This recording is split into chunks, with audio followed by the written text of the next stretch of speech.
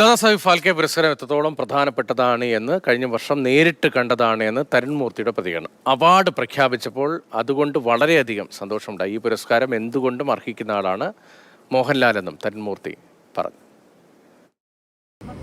അല്ല, ദാദാ ഫാൽക്കെ അവാർഡ് എത്രത്തോളം ഇമ്പോർട്ടൻ്റ് ആണ് നമ്മൾ കേട്ടിട്ടുണ്ടെങ്കിലും ഇത് ഞാൻ കൺമുന്നിൽ കണ്ടാണ്. കഴിഞ്ഞ വർഷം സൗദി വെള്ളക്കയുടെ നാഷണൽ അവാർഡ് വാങ്ങാൻ വേണ്ടി പോകുന്ന സമയത്ത് മിഥുൻ ചക്രവർത്തിക്കാണ് ദാദാ ഫാൽക്കെ അവാർഡ് കിട്ടുന്നത്. അന്ന് all crowd, even A R Rahman, Maniratnam അടക്കമുള്ള ആളുകൾ കംപ്ലീറ്റ്ലി എണീറ്റ് നിന്ന് ആദരവോടുകൂടി കൈയടിച്ച് ഇന്ത്യ മൊത്തം ആദരവോട് കാണുന്നൊരു അവാർഡാണത്.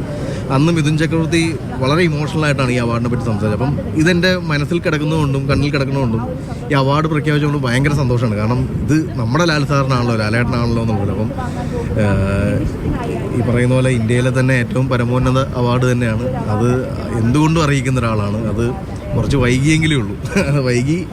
അപ്പോൾ അദ്ദേഹം നമ്മൾ ഈ മറ്റേ തുടരുമില്ല അവസാനം എഴുതി കാണിച്ച പോലെ തന്നെ മോഹൻലാൽ തുടരും എന്ന് പറയുന്നതിൻ്റെ എന്തുകൊണ്ടാണ് തുടരുമെന്ന് പറയുന്നതിൻ്റെ കാര്യകാരണങ്ങളാണ് ഇങ്ങനെ ഭവിച്ചുകൊണ്ടേയിരിക്കുന്നത്.